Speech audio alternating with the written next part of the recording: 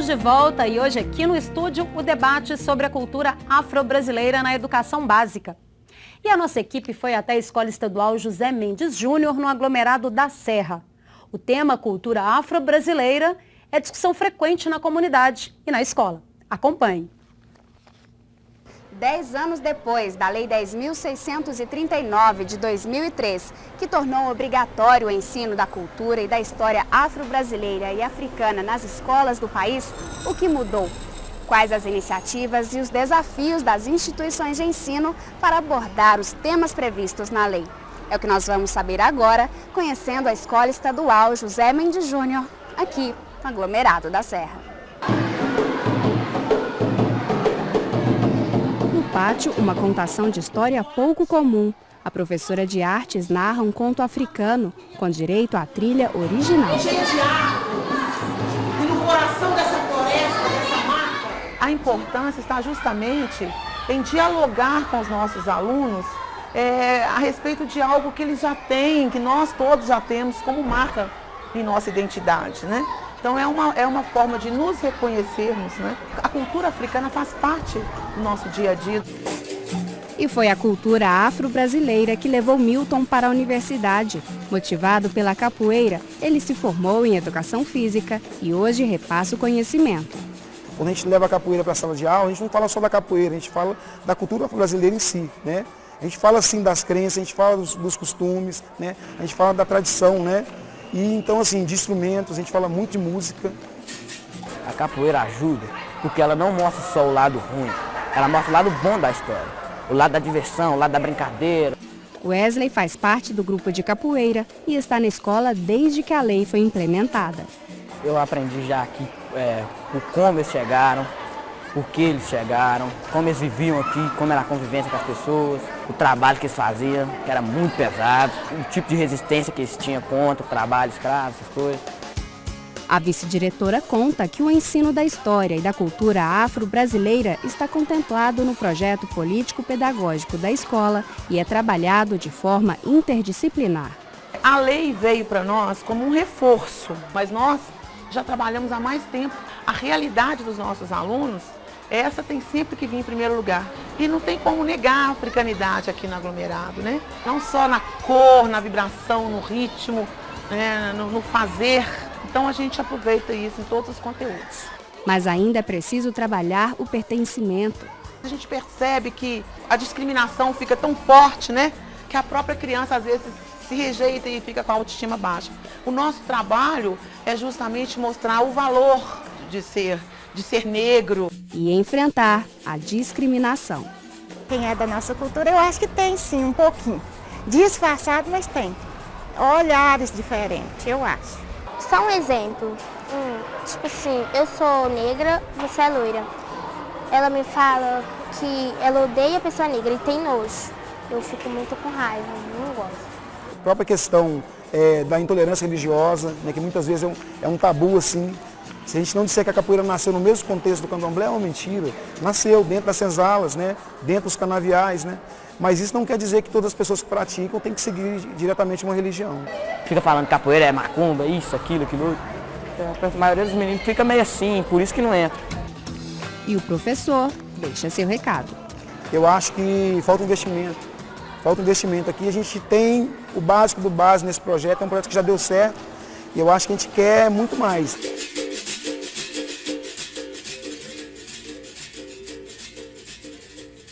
Pois é, essa aí é a Escola Estadual José Mendes Júnior, né, no aglomerado da Serra. E para discutirmos aqui, eu queria perguntar um pouco sobre o preconceito. Como trabalhar com isso na escola, como essa aluna do 6º ano falou, né, e mais outros comentários que vocês tenham a fazer a respeito. Eu acho que tem uma coisa interessante para observar, e é maravilhoso ver pessoas como este professor, como esta diretora, né, a clareza que eles têm do que estão fazendo, a consciência pedagógica que tem. É isso que nós precisamos, não precisamos nada tão complicado, é isto, esse tipo de visão que nós precisamos, que é isso que cria uma escola ambientada, né? O preconceito é tão importante e ele marca tanto o Brasil que até organismos como a Unesco, a Unicef, por exemplo, se preocupam com isso no Brasil. A Unicef lançou uma campanha no Brasil para combater o racismo na primeira infância. A Unesco nos cedeu os 8 volumes para difusão no Brasil, porque tem clareza de que o preconceito interfere na garantia do direito à educação das pessoas. Então, hoje há um conjunto de iniciativas para enfrentar o preconceito, afirmando as dimensões positivas da cultura negra, como, por exemplo, o programa extraordinário da Cor da Cultura, que é feito pelo canal Futura, que resgata heróis negros esquecidos, personagens importantes que são ignorados, contribuições culturais que vão muito além do exótico, que é a música, a dança e a religião. Não, a contribuição negra vai extraordinariamente além desse exótico, né?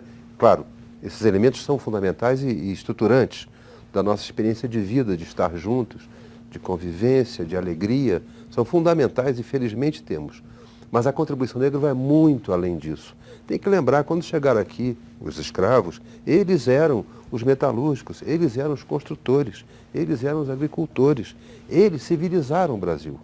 Não foram a meia dúzia de portugueses, foram os negros. Então, há uma dimensão de formação do país que vai muito além desses elementos tópicos. E o que é interessante é você ver uma Unesco, você ver a Unicef, um canal Futura, como a Rede Minas, reconhecendo e procurando fazer disso um momento de celebração da nossa riqueza. Lembrando também, né, que a Organização das Nações Unidas aprovou uma resolução contra o racismo e a discriminação, propondo a década do afrodescendente, 2013-2022. Eu acho que ainda sobre a questão de como é que se trabalha o preconceito na escola, né? Essa pergunta sempre vem nos cursos de formação, né?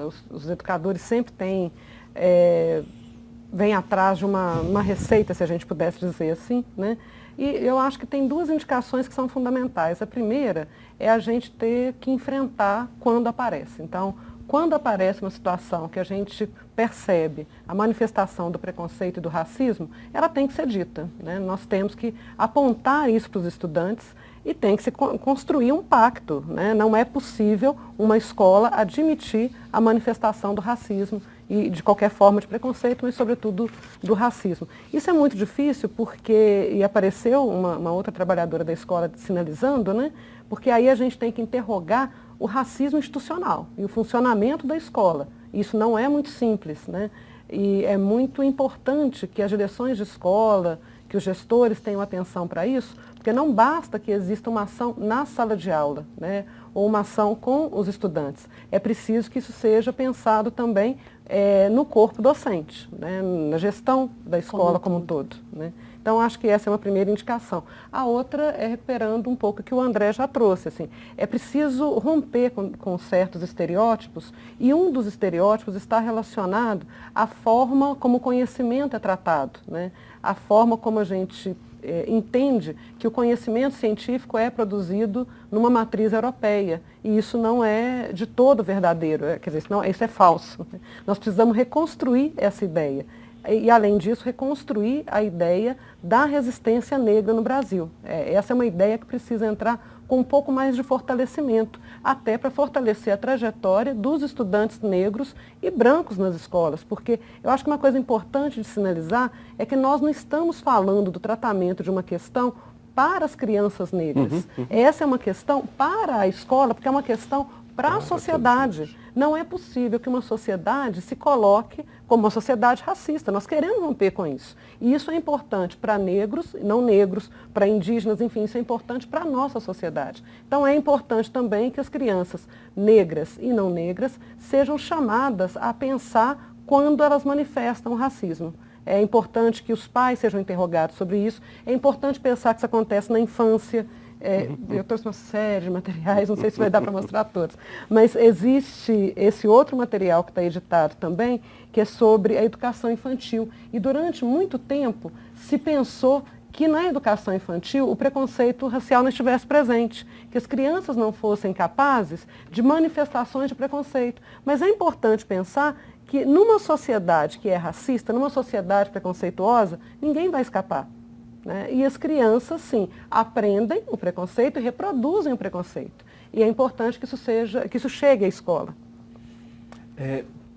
Pensando numa forma de combater o preconceito, e eu acho que o vídeo ele foi bastante exemplar disso, que é o olhar para o sujeito que está na escola. Eu acho que para além de olhar o currículo, o conteúdo, é preciso reconhecer aqueles sujeitos que estão na escola nas suas diferentes especificidades, né? E aí reconhecer esse estudante, reconhecer e dialogar com a própria comunidade é também ter a capacidade de inventar formas de combater esse racismo. Não dá para pensar que uma mesma fórmula ela sirva para todas as regiões, para todas as escolas. Então, acho que essa solução é bastante inventiva e ela não é a única, porque no Brasil, a despeito das dificuldades enfrentadas para implementar a lei, a gente tem experiências que vêm sendo colocadas em prática, e uma das mostras nós realizamos ações afirmativas, e isso em parceria com a SECAD, MEC e com a Unesco, realizamos uma pesquisa no ano de 2009 e 2010 para tentar levantar algumas experiências de implementação da lei no Brasil. Fizemos consulta, fizemos visita em 36 escolas. Esse material está como resultado nesse livro, que foi lançado no final do ano passado. E nesse material tem um conjunto de experiências que não estão necessariamente no sentido de boas ou de más práticas, mas indicam uma certa complexidade dessa implementação, que são alguns avanços, alguns recuos, algumas permanências, mas algumas superações também. E mostram a capacidade dos professores, dos gestores e dos alunos de se engajarem nessa luta contra o racismo. E esse material, Rodrigo, ele está disponível assim, para consulta, em biblioteca? Ele está disponível no site no portal MEC, né? Então o portal MEC de publicações é possível baixar lá na coleção Educação para Todos, né? E aí as pessoas podem olhar as experiências das escolas, inclusive perceber quais que são as possibilidades e os limites das suas próprias implementações nas suas próprias escolas. Eu queria acrescentar um detalhe que eu acho importante. A gente está falando hoje aqui de escola, que é legal falar de escola, as coisas acontecem na escola. Mas um desafio dessa ordem, e nos termos que a Sheila colocou, é mais do que apenas lidar ali com os indivíduos, é também rever um projeto civilizatório, né? Nós temos que destacar o papel dos conselhos municipais de educação, os conselhos estaduais de educação e as universidades. A escola, você tem o diretor, o coordenador pedagógico, o professor, eles enfrentam desafios muito grandes no cotidiano. O parecer e a resolução são muito claros em dizer, olha, os conselhos municipais têm que adequar para a sua realidade, no sentido que o Rodrigo levantou o problema. Uma cidade do sul, em que a proporção de negros é muito pequena, tem um desafio. Uma cidade do Maranhão, de Minas Gerais, da Bahia, tem outro desafio. E os conselhos municipais têm esse compromisso.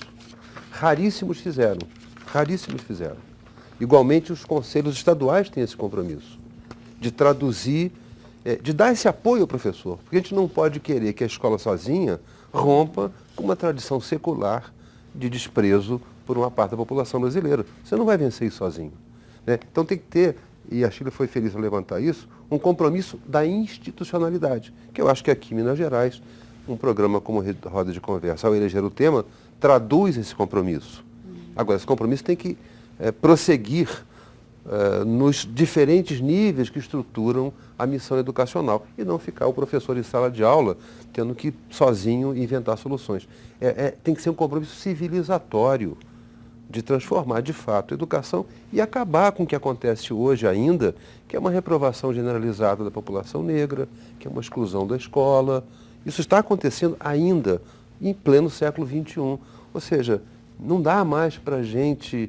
eu costumo dizer que a violência e a dor da escravidão não se consegue pagar isto. Isso é impagável. A gente consegue não levar para o futuro essa dívida. Esse é o momento.